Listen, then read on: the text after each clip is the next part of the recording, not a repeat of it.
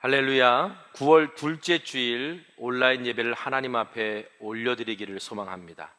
여러분이 예배하시는 그 가정과 또 일터, 또 어디에 계시든지 간에 우리 하나님 앞에 영과 진리로 예배하심으로 말미암아 우리 하나님 여러분 가운데 함께 하시는 은혜와 복이 이 예배 가운데 있기를 간절히 소망합니다. 오늘 예배하기 전에 먼저 교회 소식을 여러분들과 함께 먼저 나누도록 하겠습니다.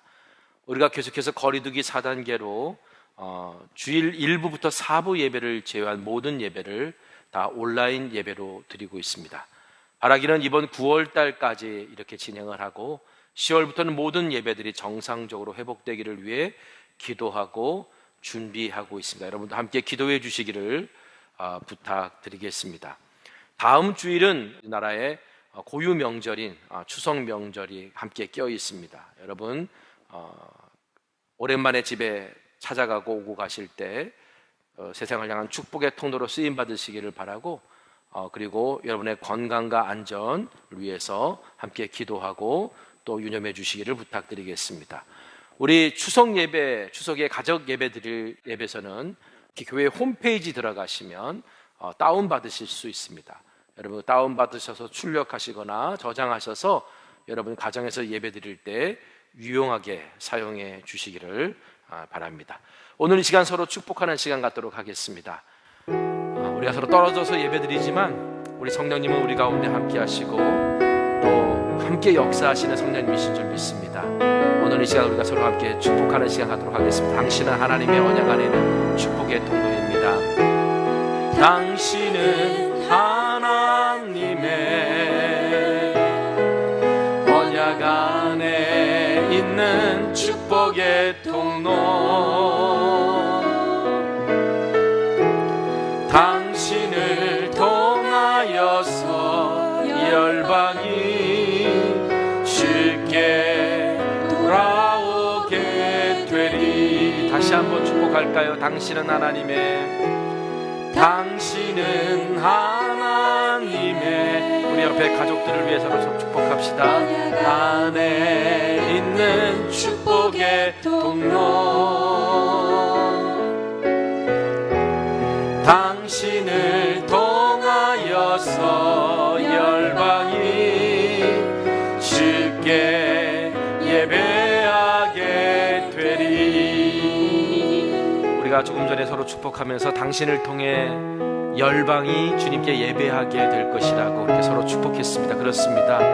어떻게 보면 우리가 온라인 예배로 하나님 앞에 예배드리는 이것이 우리 한국 교회나 우리의 신앙생활에 낯설고 위기일 수 있으나 오히려 온 열방이 이 예배를 통해 예배할 수 있는 길이 될 수도 있습니다. 하나님, 오늘 이 예배가 그렇게 하나님 앞에 드려지고 온 열방이 예배하는 그런 시작이 되게 하여 주옵소서. 그러기 위해서 먼저 내가 하나님 앞에 올바른 예배자로 서기를 원합니다.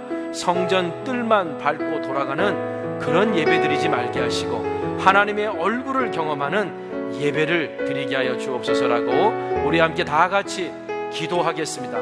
먼저 기도합니다. 하나님 아버지 감사합니다. 오늘도 예배합니다. 비록 우리의 가정에서 일터에서 여러 가지 흩어진 자리에서 예배할 수밖에 없지만 그러나 우리 하나님은 우리의 예배를 받고 계시고 어제부터 오늘 영혼까지 동일하신 그 하나님께서 오늘 우리 예배를 통해서 지금도 일하고 계시는 줄 믿습니다. 오 하나님, 오늘 나의 예배가 하나님 앞에 온전히 드려지기를 원합니다. 성전 뜰만 밟고 돌아가는 예배가 아니라 하나님의 얼굴을 보는 예배가 되기를 소망합니다. 오 주님, 그렇게 예배하고자 나온 우리에게 주님께서 함께하여 주시옵소서. 모든 말씀 우리 구주 예수님의 이름으로 기도합니다. 아멘. 하나님은 영이십니다. 영이신 하나님께 영과 진리로 예배합시다.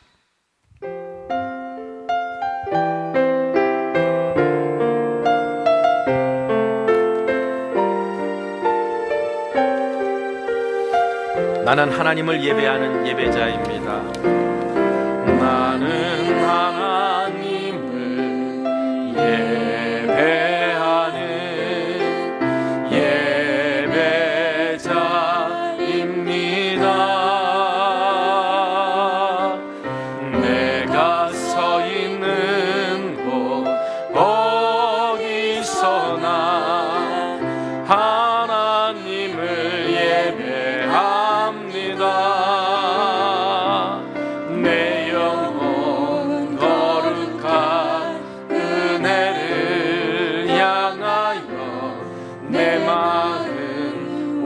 완전한 하나님 향하여 이곳에서 바로 이 시간 하나님을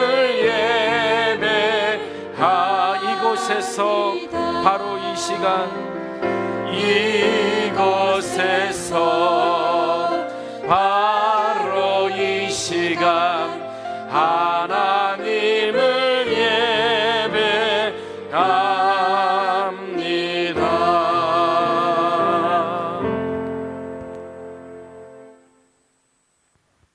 전능하사 천지를 만드신 하나님 아버지를 내가 믿사오며 그 외아들 우리 주 예수 그리스도를 믿사오니 이는 성령으로 잉태하사 동정녀 마리아에게 나시고 본디오 빌라도에게 고난을 받으사 십자가에 못 박혀 죽으시고 장사한 지 사흘 만에 죽은 자 가운데서 다시 살아나시며 하늘에 오르사 전능하신 하나님 우편에 앉아 계시다가 저리로서 산자와 죽은 자를 심판하러 오시리라. 성령을 믿사오며 거룩한 공회와 성도가 서로 교통하는 것과 죄를 사하여 주시는 것과 몸이 다시 사는 것과 영원히 사는 것을 믿사옵나이다. 아멘. 내가 기뻐하는 금식은 흉악의 결박을 풀어주며 멍에의 줄을 끌어주며 압제 당하는 자를 자유하게 하며 모든 멍에를 꺾는 것이 아니겠느냐. 또 줄인 자에게 내 양식을 나누어 주며 유리하는 빈민을 지배드리며 헐벗은 자를 보면 입히며 또 내 골육을 피하여 스스로 숨지 아니하는 것이 아니겠느냐.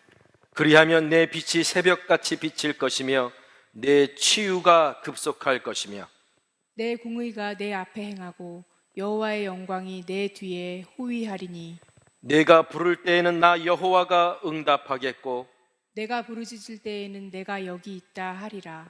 만일 내가 너희 중에서 멍에와 손가락질과 허망한 말을 제하여 버리고 줄인 자에게 내 심정이 동하며 괴로워하는 자의 심정을 만족하게 하면 내 빛이 흑암 중에 떠올라 내 어둠이 낮과 같이 될 것이며 여호와가 너를 항상 인도하여 메마른 곳에서도 내 영혼을 만족하게 하며 내 뼈를 견고하게 하리니 너는 물된 동산 같겠고 물이 끊어지지 아니하는 샘 같을 것이라.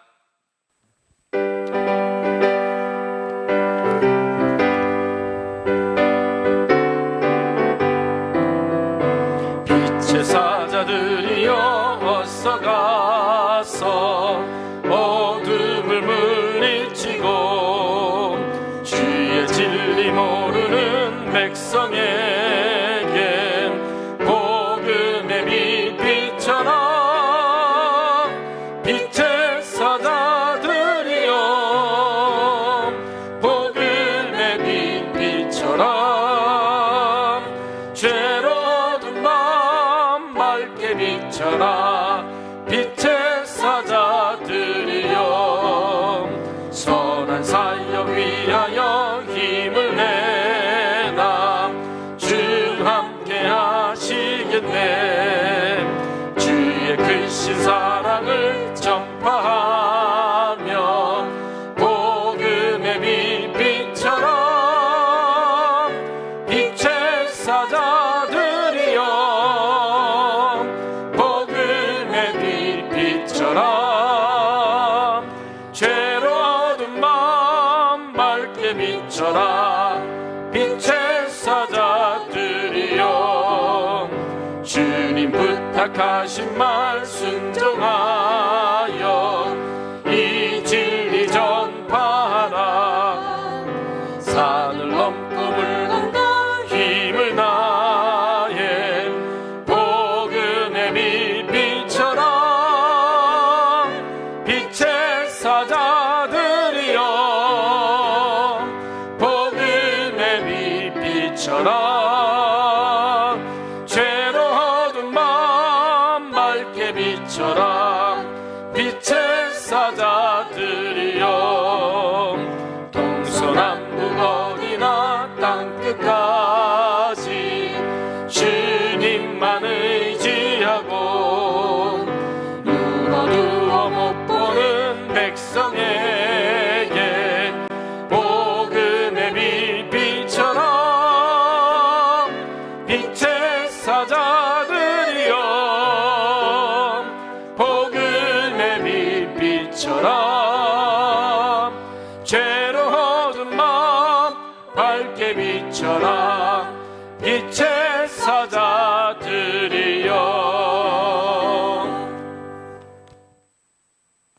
여호와는 말에 힘이 세다 하여 기뻐하지 아니하시며 사람의 다리가 억세다 하여 기뻐하지 아니하시고 여호와는 자기를 경외하는 자들과 그의 인자하심을 바라는 자들을 기뻐하시는도다. 아멘. 할렐루야. 여호와를 경외하는 자들과 그의 인자하심을 바라는 자들을 기뻐하시는 절대 주권자 되신 여호와 하나님께 영광과 존귀와 경배를 드립니다. 쉽게 끝나지 않을 것 같던 삼복더위도 가을 앞에서 조용히 물러가게 하시고 지난 한 주간도 코로나로 지치고 힘겨운 삶에 하늘의 위로와 소망을 품게 하시며 환경에 대처하는 힘을 공급해 주신 하나님 아버지께 감사를 드립니다. 또한 복된 주의를 허락하시고 몸과 마음 그리고 시간과 물질과 정성을 구별하여 예배 드릴 수 있게 해주신 참으로 크고 넓고 깊으신 하나님의 은혜에 다시 한번 감사를 드립니다. 이 시간 하나님을 경외하며 인자하심을 바라고 하나님을 찾는 마음으로 예배 드리는 성천의 모든 가족들이 어느 곳에서 예배를 드리든지 하나님을 기쁘시게 하는 예배가 되게 하시고 예배의 자리마다 은혜 위에 은혜를 더하셔서 결실의 계절에 우리의 믿음도 풍성한 열매를 맺는 삶이 되게 하옵소서. 사랑의 하나님, 우리의 삶을 돌아보며 회개합니다. 제자의 도는 그리스도인에게 선택이 아닌 필수 사항임을 알면서도 우리의 형편에 따라 선택하며 살아왔고 예수님 말씀에 준행하고 순종해야 함에도 자기 십자가 지기를 부인함으로 복음의 능력을 능력되지 못하게 한 죄와 삶 속에서 지은 크고 작은 모든 죄 그리고 부지 중에 지은 죄를 회개하오니 예수님의 보혈로 깨끗하게 씻어주셔서 자기를 부인하고 자기 십자가를 지고 따르라 하신 말씀에 순종할 마음을 주시고 우리의 생각과 욕망과 생활 태도가 변화되어 바른 제자의 도를 따르는 나는 죽고 예수로 사는 삶이 되게 하옵소서. 그리하여 오직 주의 나라와 주의 통치하심이 이 땅과 우리를 온전히 다스리시고 주의 의로움과 사랑만이 증거되어지게 하옵소서. 코로나로 인하여 믿음이 나태해지지 않게 하시고 어려울수록 하나님을 더 바라보고 우리 안에 계시는 성령님을 의지하여 믿음의 주요 온전케 하시는 하나님을 바라는 성천교회 모든 성도들이 되게 하옵소서. 교회의 머리가 되시는 주님, 성천교회가 하나님이 주신 선교적 교회의 비전 앞에 온 성도들이 하나 되어 선교 지향적인 교회의 사명을 감당하게 하사 주님이 맡겨주신 44곳의 선교지와 우리 교회의 도움이 필요한 곳에 기도와 물질로 온전히 섬길 수 있도록 역사하여 주시고 선한 영향력을 끼침으로 이웃되고 싶은 교회, 이웃되고 싶은 성도들이 모두 되게 하옵소서. 전능하신 하나님, 육신의 질고로 인하여 어려움 중에 있는 성도들과 경제적으로 어려운 이들을 위해 기도드립니다. 이는 이사야 선지자를 통하여 하신 말씀에 우리의 연약한 것을 친히 담당하시고 병을 짊어지셨도다 하신 말씀에 힘을 얻게 하시고 모든 은혜의 하나님 곧 그리스도 안에서 너희를 부르사 자기의 영원한 영광에 들어가게 하시니가 잠깐 고난을 당한 너희를 친히 온전하게 하시며 굳건하게 하시며 강하게 하시며 털을 견고하게 하시리라 하신 말씀이 믿어지게 하셔서 마음에 평안을 주시고 감사로 승리하게 하옵소서. 김인종 담임 목사님을 위해 기도드립니다. 강권적인 하나님의 권능이 말씀을 대언하실 담임 목사님을 붙드심으로 영육이 강건한 중에 선포되는 말씀이 능력과 권세가 있어 듣는 이들의 심령 깊은 곳에 말씀의 뿌리가 내리는 은혜와 축복의 시간이 되게 하옵소서. 날마다 교회와 성도들을 위해 기도하시고 말씀 순종의 본이 되시는 담임 목사님을 귀히 여겨주시고 축복하시며 이 시대에 하나님께서 인정하시는 목사님이 되게 하옵소서. 담임 목사님과 동역하시는 부목사님들과 소속 목사님께도 동일한 은혜를 허락하셔서 하나님을 기쁘시게 하는 사역에 막힘이 없게 인도해 주실 줄 믿고 우리의 위로와 산 소망이 되시는 예수님의 이름으로 기도드립니다. 아멘. 하늘에 계신 우리 아버지여, 이름이 거룩히 여김을 받으시오며 나라가 임하시오며 뜻이 하늘에서 이루어진 것 같이 땅에서도 이루어지이다.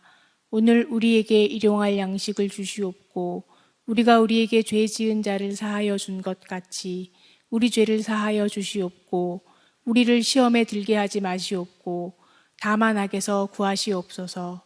나라와 권세와 영광이 아버지께 영원히 있사옵나이다. 아멘.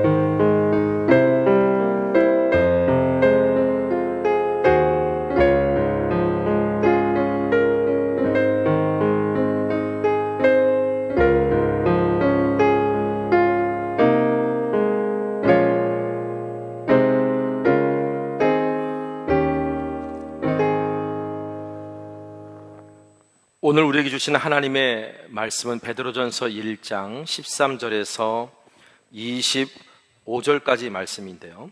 오늘은 13절에서 16절까지 말씀을 읽도록 하겠습니다. 그러므로 너희 마음에 허리를 동이고 근신하여 예수 그리스도께서 나타나실 때에 너희에게 가져다 주실 은혜를 온전히 바랄지어다. 너희가 순종하는 자식처럼 전에 알지 못할 때 따르던 너희 사욕을 본받지 말고 오직 너희를 부르신 거룩한 이처럼 너희도 모든 행실에 거룩한 자가 되라. 기록되었으되 내가 거룩하니 너희도 거룩할지어다 하셨느니라. 아멘. 자, 오늘은 베드로전서를 통해 배우는 제자도 세상이 이웃 삼고 싶은 그리스도인 네 번째 시간입니다. 오늘 말씀 한 이야기를 여러분들에게 들려드리면서 시작하려고 합니다. 한 수도사가 있었습니다. 그 수도사는 주님에 대한 사랑이 컸지만 세상의 죄의 유혹을 이길 자신이 없어서 깊은 산 속에서 홀로 운둔하며 말씀과 기도로 하루하루를 살았습니다. 그렇게 수십 년이라고 하는 시간이 지났습니다. 어느 날 수도사는 문득 이런 생각이 들었습니다. 세상에서 자신만큼 주님을 사랑하는 사람은 없을 거야. 왜냐하면 수십 년 동안 세상과 떨어져 살았기에 죄를 짓지도 않았고 주님을 사랑하기 위해서 세상 평안 모든 것을 다 포기했으니 자신만큼 주님을 사랑하는 사람은 없을 거라고 그렇게 생각했던 겁니다. 그런데 어느 날 주님께서 수도사에게 이렇게 말씀하셨습니다. 너보다 나를 더 사랑하는 사람이 있다. 수도사가 이 말을 듣고 깜짝 놀랐습니다. 수십 년 동안 세상과 떨어져 살면서 오직 주님만을 사랑하는 자신보다 더 주님을 사랑하는 사람이 있다니. 이 수도사는요, 처음 이 말을 듣고 충격을 받았지만 그래도 세상에서 주님을 가장 사랑하는 사람이 되고 싶은 열망이 컸기에 주님께서 말씀하신 그 사람이 누군지 궁금해졌습니다. 그래서 그 사람이 어떻게 주님을 사랑하는지를 보고 그보다 더 주님을 사랑하는 사람이 되어야 되겠다, 이렇게 결심했습니다. 그래서 수도사는 주님께서 알려주신 대로 자기보다 주님을 더 사랑한다라고 인정받은 사람을 찾아갔는데요, 놀랍게도 그 사람은 평범한 농부였습니다. 아니, 저 사람이 어떻게 나보다 더 주님을 사랑하는 사람이지? 이 수도사는 그 농부의 하루 일과를 살펴보기로 했습니다. 농부는 아침에 일찍 일어나서 하나님 앞에 잠깐 기도하고 들판으로 나갔습니다. 하루 종일 일하다가 점심때 기도했고, 그리고 일과를 다 마친 후에 집에 돌아와 저녁에 잠들기 전에 기도하는 것이 그가 하나님께 나아가는 전부의 모습이었습니다. 평생 수십 년 동안 하루 종일 말씀과 기도로 하나님 앞에 나아가는 삶을 정진했던 이 수도사가 볼 때 너무나도 어이없는 일이었고, 그리고 주님이 어떻게 그 농부를 자신보다 더 주님을 사랑하는 사람이라고 평가한 것에 대한 시험과 낙심이 밀려왔습니다. 그래서 주님을 원망했습니다. 그때 주님께서 수도사에게 이렇게 말씀하셨습니다. 얘야, 너 그릇에다가 물을 가득 담아서 해 뜰 때부터 해질 때까지 마을을 돌아다닐 수 있겠니? 단 물을 한 방울도 흘려서는 안 된다. 수도사는 이 주님의 말씀을 순종함을 통해 내가 저 농부보다 더 주님을 사랑하는 것을 보일 수만 있다면 얼마든지 그렇게 하겠다라고 결심했고, 그리고 하루 종일 해가 뜰 때부터 해가 질 때까지 물을 가득 담은 그릇을 들고 하루 종일 마을을 돌아다녔습니다. 해가 졌을 때 수도사가 들고 있는 그릇에 물은 단 한 방울도 떨어지지 않았고, 수도사는 자랑하듯 주님 앞에 다시 섰습니다. 이때 주님께서 수도사에게 또 이렇게 물으셨습니다. 얘야, 너는 하루 종일 나를 얼마나 생각했니? 수도사는 이렇게 대답했습니다. 저는요, 주님의 명령대로 물을 쏟지 않으려고 온통 그릇에다가만 신경을 쓰고 걸어 다녔기 때문에 주님을 생각할 시간이 없었습니다. 이때 주님께서 이렇게 말씀하셨습니다. 농부는 하루 종일 고된 노동을 하면서도 하루에 나를 3번 생각하고 기도했는데 너는 그 작은 물그릇 하나 들고 다니면서 나를 생각할 시간이 없었다라고 말하는구나. 또한 농부는 그 고된 노동을 하면서도 이웃의 무거운 짐도 들어주고 또 도시락을 싸오지 않은 동료들과 음식을 나누어 먹기도 했는데 너는 물그릇을 들고 마을을 돌아다니면서도 너에게 인사하는 사람의 인사를 받지 않았고 바퀴가 빠져 어려움에 빠진 사람의 요청도 모른 척하지 않았니? 과연 너와 농부 중 누가 나를 더 사랑한 사람일까? 여러분, 누가 하나님을 더 사랑한 사람일까요? 우리는 이 이야기에서 무엇이 진정으로 하나님을 사랑하는 것인지에 대해서 다시 한번 생각해 봤으면 좋겠습니다. 여러분, 우리가 하나님을 진정으로 사랑한다는 것을 우리가 어떻게 증명할 수 있고 알 수 있을까요? 마태복음 22장 37절에서 40절 말씀에 주님께서 이렇게 말씀하셨습니다. 예수께서 이르시되 내 마음을 다하고 목숨을 다하고 뜻을 다하여 주 너희 하나님을 사랑하라 하셨으니 이것이 크고 첫째 되는 계명이요 둘째도 그와 같으니 내 이웃을 내 자신과 같이 사랑하라 하셨으니 이 두 계명이 온 율법과 선지자의 강령이니라. 자, 지난 주일 말씀에서 예수님께서 온 율법과 선지자의 강령이라고 말씀하신 이 두 계명에 대해 제가 말씀을 드렸는데요, 예수님은 이 두 계명을 통해 하나님을 사랑하는 자는 마땅히 이웃을 사랑하는 자가 되어야 된다라고 가르쳐 주셨습니다. 강령이라는 말은 골자라는 뜻이라고 했잖아요. 본 뜻이라는 말이기도 합니다. 그러니까 예수님께서 강령이라고 말씀하신 이 두 계명이야말로 성경의 본 뜻이고 성경 이해의 핵심 키워드라는 말입니다. 수도사는 하나님을 사랑하기 위해서 산속에서 운둔하며 성경을 읽고 기도에 정진했습니다만 그의 신앙이 평범한 농부보다 못한 이유는 정말 그의 신앙이 하나님을 사랑하는지 그 어느 것도 그 삶에서 검증되지 않았기 때문입니다. 정말 그가 하나님을 사랑하는 사람이었다면 아마 이웃을 사랑하기 위해서 산 아래로 내려왔을 겁니다. 그가 정말 성경을 제대로 읽었다면 그렇게 했을 것입니다. 그가 정말 기도를 올바르게 했다면 그렇게 했을 것입니다. 예수님께서 사랑하셨던 제자연 사도 요한은요, 예수님의 이 가르침을 보이는 형제를 사랑하지 않는 사람은 보이지 않는 하나님을 사랑할 수 없다는 말로 해석했습니다. 요한일서 4장 20절에서 21절, 누구든지 하나님을 사랑하노라 하고 그 형제를 미워하면 이는 거짓말하는 자니 보는 바 그 형제를 사랑하지 아니하는 자는 보지 못하는 바 하나님을 사랑할 수 없느니라. 우리가 이 계명을 주께 받았나니 하나님을 사랑하는 자는 또한 그 형제를 사랑할지니라. 여러분, 하나님을 사랑하고 이웃을 사랑하는 것은 우리가 하나님 앞에 드리는 예배에도 적용할 수 있습니다. 여러분, 예배가 뭡니까? 예배야말로 하나님을 사랑하는 사람이, 하나님을 사랑하는 인간이 하나님을 사랑한다라고 표현하는 최고의 표현이 예배가 아닙니까? 그래서 예배는 정말 믿는 사람에게 소중한 것이고 예배를 소홀히 해서는 안 됩니다. 한데 그러나 우리가 아무리 열심으로 예배한들 형제와 이웃을 사랑하지 않으면서 하나님을 예배한다는 것은 결국 하나님을 사랑해서 드리는 예배라고 말할 수 없다는 것을 우리가 이 두 계명을 통해서도 이해할 수 있습니다. 여러분, 예수님께서도 이렇게 또 말씀하셨죠. 마태복음 5장 23절에서 24절, 그러므로 예물을 제단에 드리려다가 거기서 내 형제에게 원망 들을 만한 일이 있거든, 생각나거든, 예물을 제단 앞에 두고 먼저 가서 형제와 화목하고 그에 와서 예물을 드리라. 예수님께서 형제와 화목하고 난 후에 예물을 드리라고 가르치지 않았습니까? 여러분, 그렇기 때문에 오늘 우리가 하나님 앞에서 분명하게 마음에 새겨야 될 것은 하나님께서는 우리의 겉모습을 보시는 것이 아니라 우리의 중심에서 나온 결과로 판단하신다는 사실입니다. 오늘 읽지는 않았지만 17절 말씀에 외모로 보시지 않고 각 사람의 행위대로 심판하시는 이를 너희가 아버지라 부른즉 너희가 나그네로 있을 때를 두려움으로 지내라 했습니다. 여러분, 여기서 외모, 겉모습은 눈에 보이는 형식이라고 말할 수도 있습니다.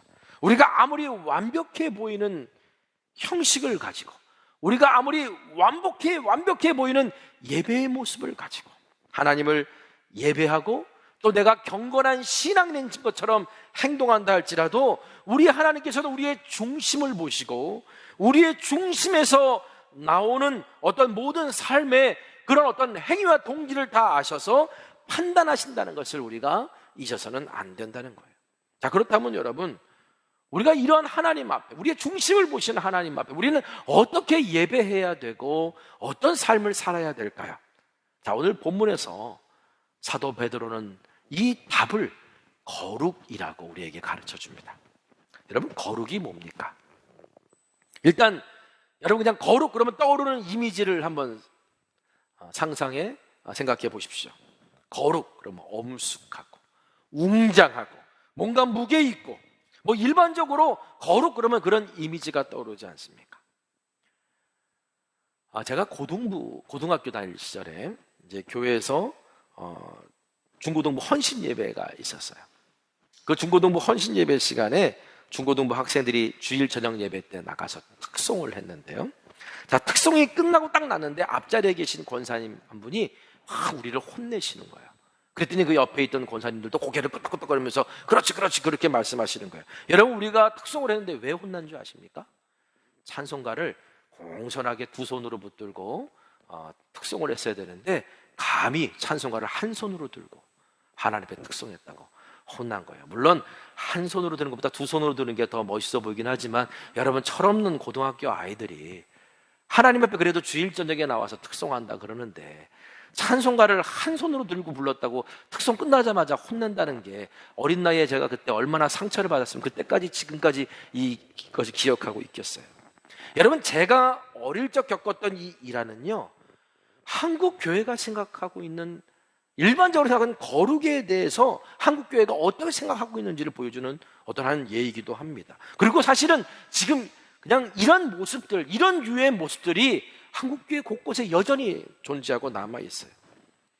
여러분, 거룩이라는 게 뭘까요? 성경에서 말하는 거룩이라고 하는 단어는 구별, 분리라는 의미가 있습니다. 그래서 세상과 분리되어서 세상과 구별되는 것, 이것을 거룩이라고 사람들은 생각합니다. 특별히 유대인들은 이렇게 생각했습니다. 그래서 유대인들은 자기들끼리만 모여 살았습니다. 율법을 지키는, 자기들과 같이 율법을 지키는 유대인들만 이웃으로 규정했고, 그 율법을 지키는 유대인들을 향해서는 정말 극진히 그 율법을 행하고 사랑을 베풀었습니다. 그런데 율법을 지키지 않는 이방인들과는 철저하게, 또 율법을 지키지 않는 사람들에게 철저하게 삶을 분리했습니다. 그리고 유대인들은 이것을 거룩이라고 생각했습니다. 그런데 초대교회 그리스도인들은 달랐습니다. 유대인들처럼 세상과 분리되어서 하나님의 백성과 이방인의 어떤 이방인을 차별하는 삶을 산 것이 아니라, 세상에서 하나님을 알지 못하는 사람들과 교제하고 함께 살면서, 또 그들과 함께 거했지만 그들과 다른 삶을 구별된 삶을 살았던 사람들이 그리스도인들이었습니다. 여러분, 그리스도인들이 유대인들처럼 이렇게 율법을 지키지 않는 이방인들과 자신들의 삶을 분리해서 이렇게 살지 않고 그들과 함께 살면서 구별된 삶을 살 수 있었던 것은, 거룩한 삶을 산다는 건 하나님과의 관계뿐만이 아니라 하나님께서 우리에게 주신 사명하고도 연관이 있다는 것을 알았기 때문이죠. 자, 오늘 본문에서 베드로는요, 모든 삶에서 하나님의 말씀에 순종하는 것, 이것이 거룩한 삶이라고 우리에게 가르칩니다. 자, 15절 16절 말씀을 다시 읽어드릴게요. 오직 너희를 부르신 거룩한 이처럼 너희도 모든 행실에 거룩한 자가 되라. 기록되었을 때 내가 거룩하니 너희도 거룩할지어다 하셨느니라. 너희를 부르신 거룩한 이처럼 너희도 모든 행실에 거룩한 자가 되라는 말은, 모든 삶에서 하나님 말씀에, 거룩하신 하나님 말씀에 순종하는 사람이 되라는 말이에요. 사도 베드로가 이것을 어떻게 깨달았느냐? 사도행전 10장에 보면은요, 베드로가 요바에서 기도하고 있을 때 환상을 보는 이야기가 나옵니다. 자, 그 환상의 내용은 이래요. 하늘에서 보자기가 하나 내려왔는데 그 보자기에는 율법에서 금하고 있는 온갖 부정한 짐승들이 가득했습니다. 그런데 주님께서 이 부정한 짐승들을 잡아먹으라, 이렇게 명령하시는 거예요. 그러니까 베드로는, 저는 지금까지 율법에서 부정하다고 한 것들에 대해서 먹어본 적도 없고 먹을 마음도 없습니다라고 그렇게 완강하게 거절을 하니까 하늘에서 이런 소리가 들렸어요. 하나님께서 깨끗하게 하신 것을 네가 속되다 하지 말라. 자, 베드로는요, 이 환상을 3번이나 꾸면서 하나님하고 실랑이를 하다가 깼어요. 그래서 이 환상이 의미하는 바가 뭐지? 라고 고민하고 있던 중에 마침 가이사라에 있었던 이방인 백부장 고넬료가 사람을 보내서 자신의 집에 와달라고 요청을 합니다. 자신의 집에 와서 복음을 전해달라고 요청한 거죠. 자, 원래 유대인들은 이방인의 집에 방문하고 그들과 교제하는 것을 금기시했습니다. 베드로는 그리스도인이었어요. 베드로는 그리스도인이었는데 그래도 베드로는 유대인이었잖아요. 그러니까 이방인 백부장의 초청을 수락하고 그 집을 방문하는 것에 대해서 유대인이었기 때문에 본능적으로 거리끼는 게 있었던 거예요.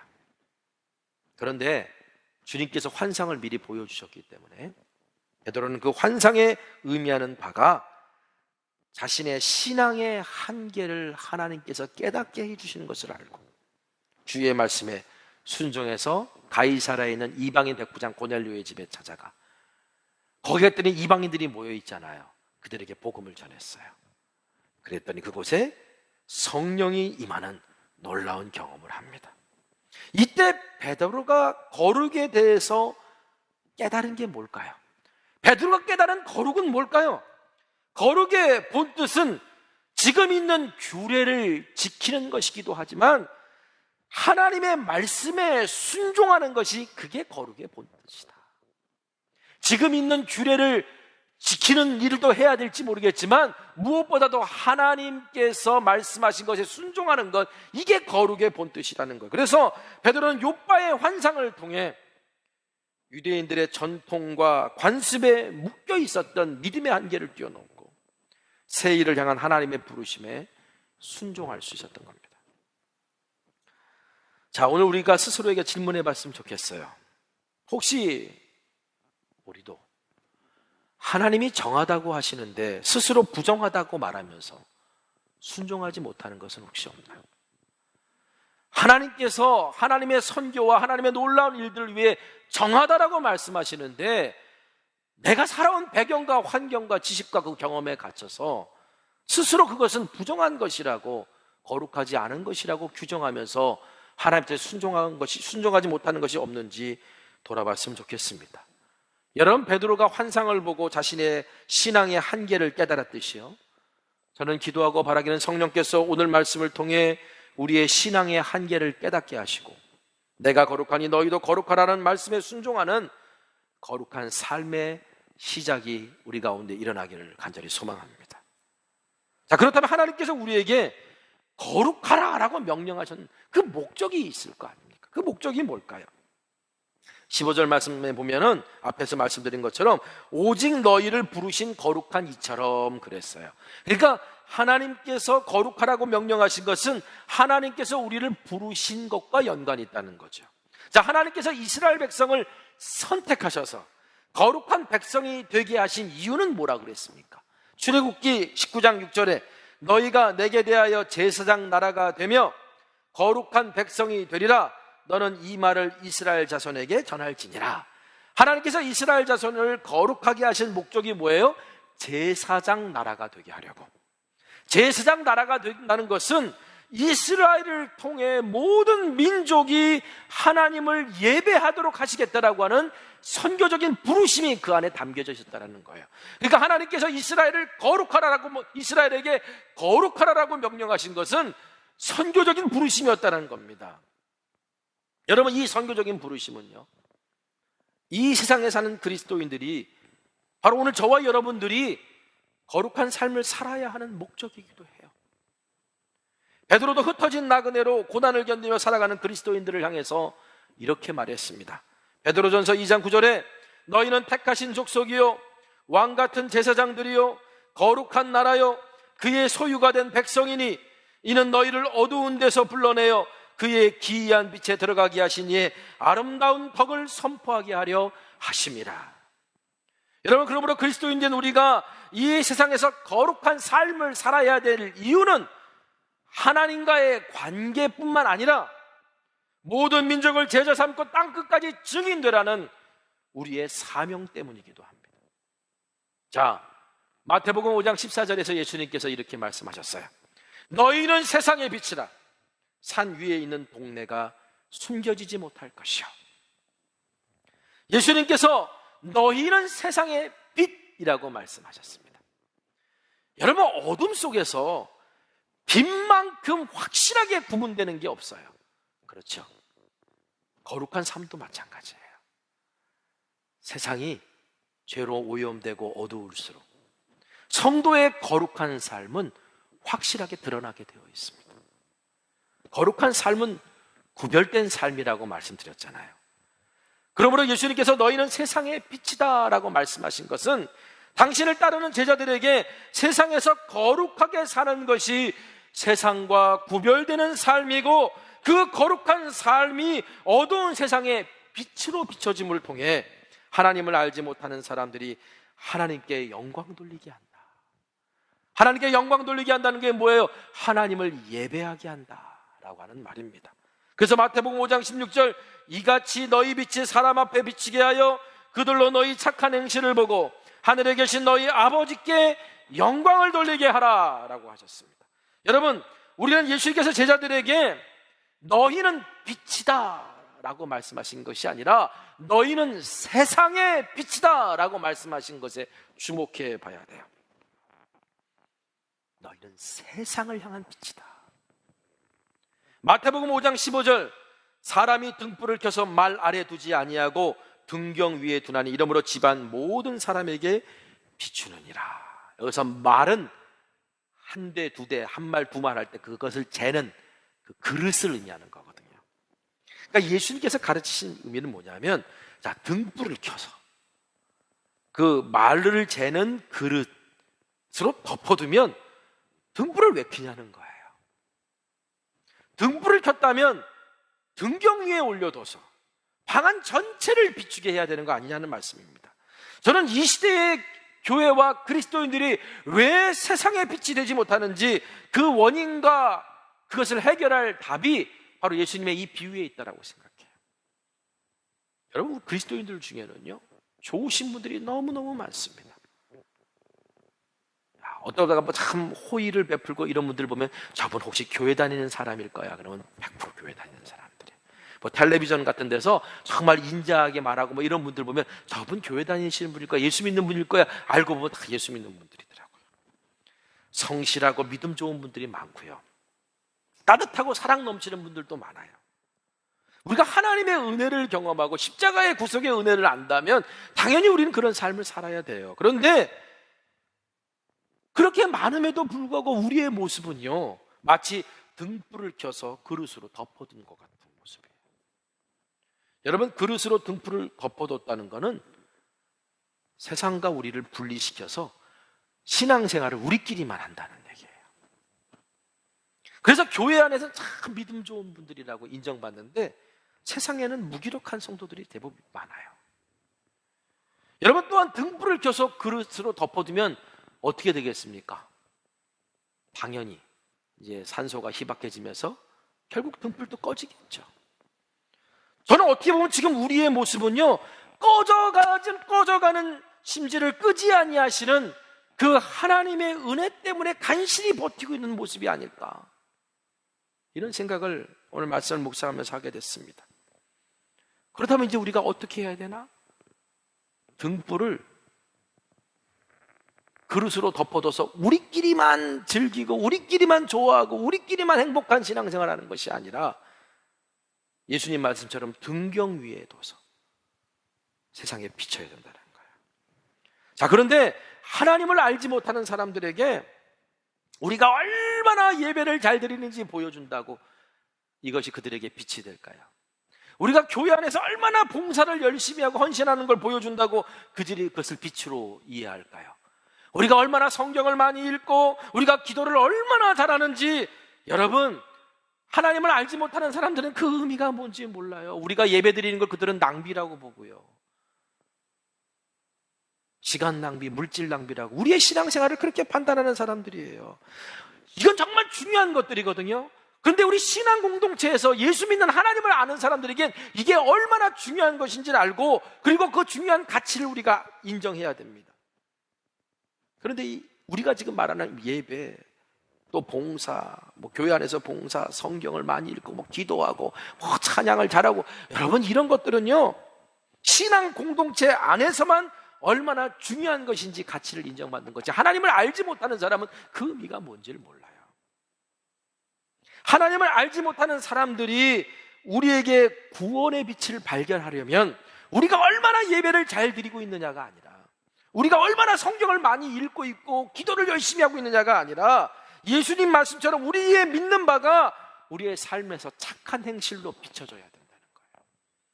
그래서 마태복음 5장 16절에 이같이 너희 빛이 사람 앞에 비치게 하여 그들로 너희 착한 행실을 보고 하늘에 계신 너희 아버지께 영광을 돌리게 하라. 그래서 베드로는 하나님의 말씀에 순종하는 거룩한 삶이란, 오늘 본문에 보면 거짓 없는 형제 사랑으로 나타나야 된다라고 우리들에게 말합니다. 자, 22절 말씀 읽어드릴게요. 너희가 진리를 순종함으로 너희 영혼을 깨끗하게 하여 거짓이 없이 형제를 사랑하게 이르렀으니 마음으로 뜨겁게 서로 사랑하라.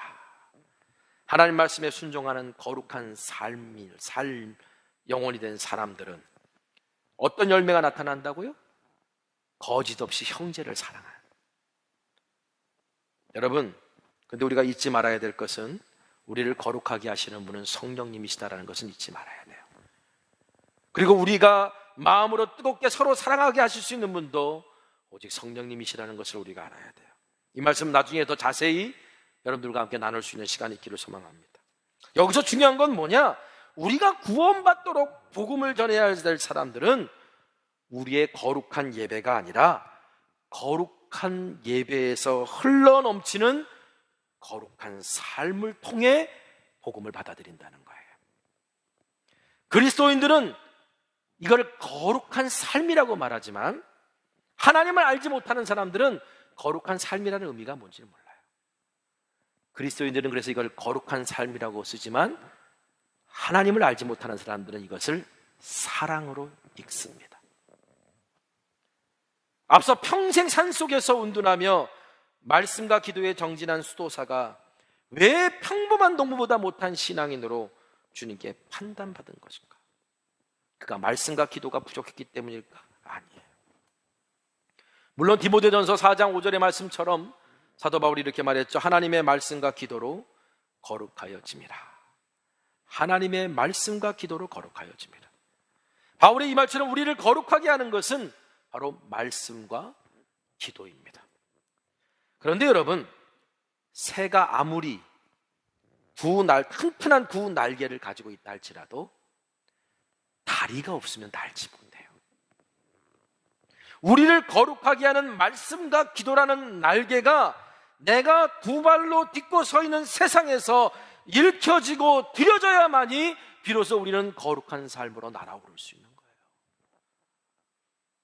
그런데 수도사는 다리가 없는 새와 같았던 겁니다.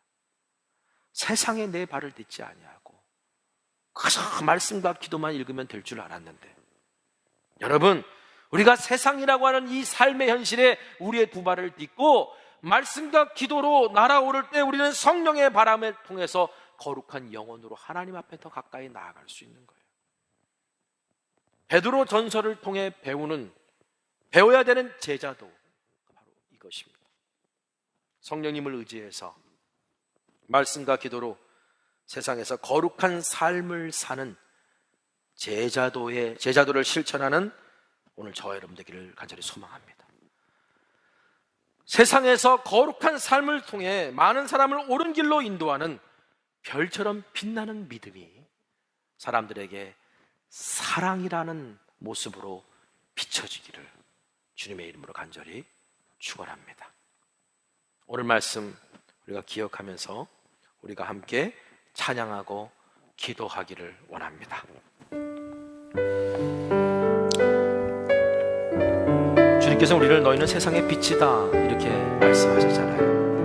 그런데 오늘 우리는 그걸 그릇으로 덮어두고 우리끼리만 좋아하는 신앙생활을 했어요. 그런데 이제 우리는 등경 위에 두는 빛이 되었다고 말씀하십니다.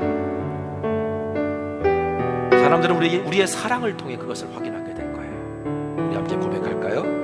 이 찬양을 통해 함께 고백하면서 하나님 앞에 나아가는 우리 모두가 되기를 간절히 소망합니다. 작은 불꽃 하나가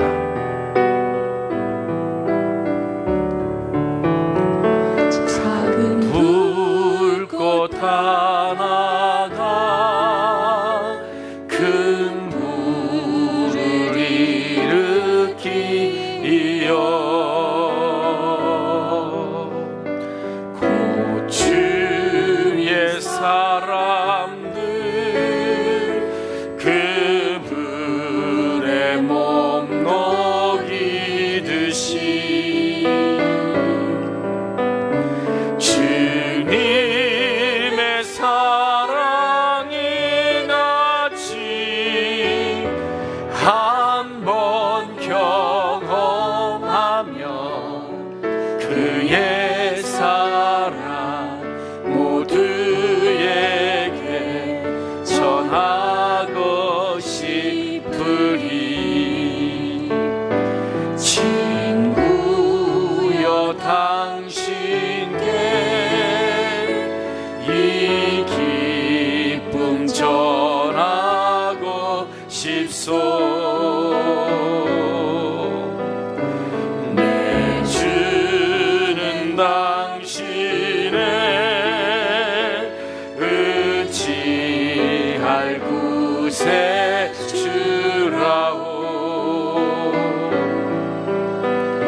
산 위에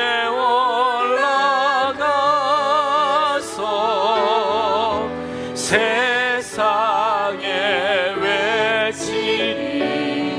내게 임한 주의 사랑 전하기 원하네. 산 위에 올라가서 산 위에 올라가서 세상에 외치니. 내게 임한 주의 사랑 전하기 원하네. 오늘 우리가 말씀 붙들고 결단하고 기도했으면 좋겠습니다. 우리 주님께서 우리에게 내가 거룩하니 너희도 거룩하라고 말씀하셨습니다. 거룩은 하나님의 말씀에 순종하는 것, 모든 삶에서 하나님의 말씀에 순종하는 삶으로 나타나는 것입니다. 그 하나님 말씀에 순종한 거룩한 삶은 믿지 아니하는 이들에게는 사랑이라고 하는 모습으로 비춰지게 됩니다.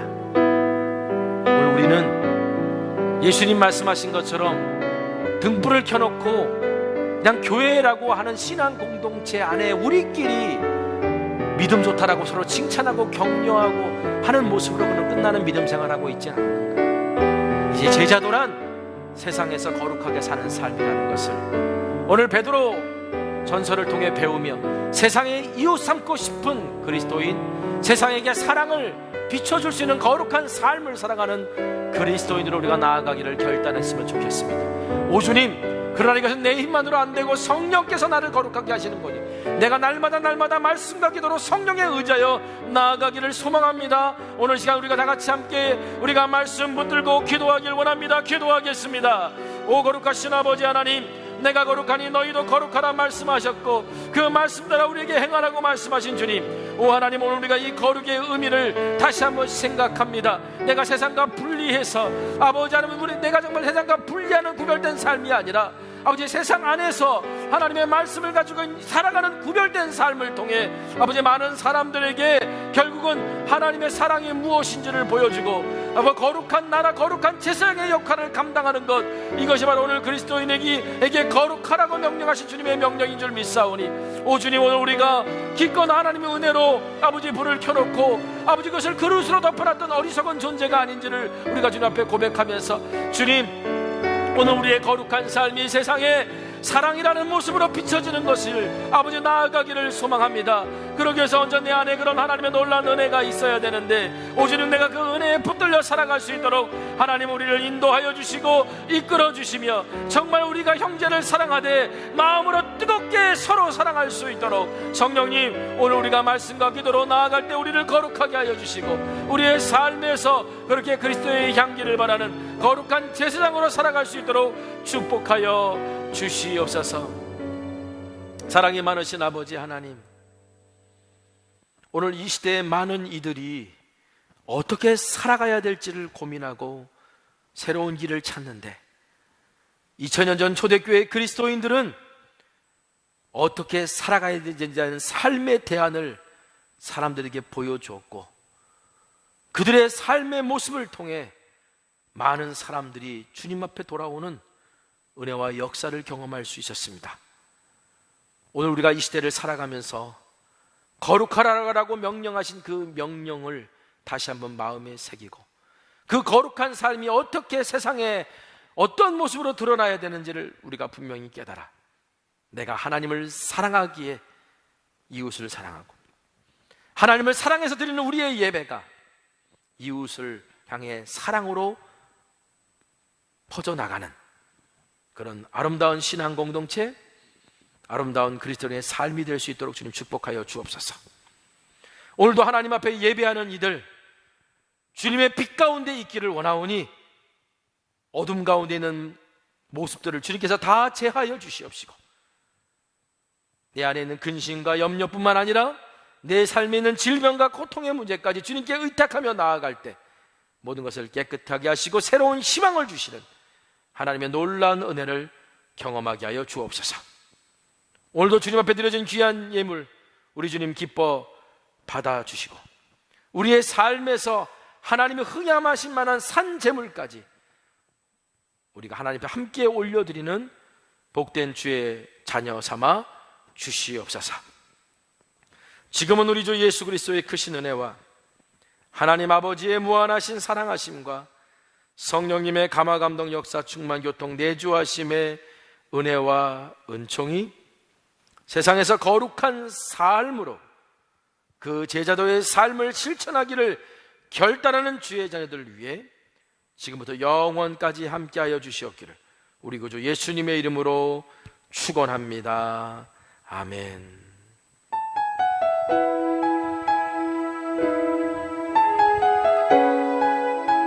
오늘 말씀 기억하면서 우리가 함께 기도하고 또 이 찬양을 통해 여러분 힘을 얻으시기를 소망합니다. 이 세상을 살아가는 동안에 나의 힘을 의지할 수 없으니 기도하고 낙심하지 말 것을 주께서 참 소망이 되심이라. 주의 길을 걸어가는 동안에 세상에 거두지할 수 없으니 감사하고 낙심하지 말 것을 주께서 참 기쁨이 되심이라. 하나님의 꿈이 나의 비전이 되고 예수님의 성품이 나의 인격이 되고 성령님의 권능이 나의 능력이 되길 원하고 바라고 기도한 하나님의 꿈이 나의 비전이 되고 예수님의 성품이 나의 인격이 되고 성령님의 권능이 나의 능력이 되길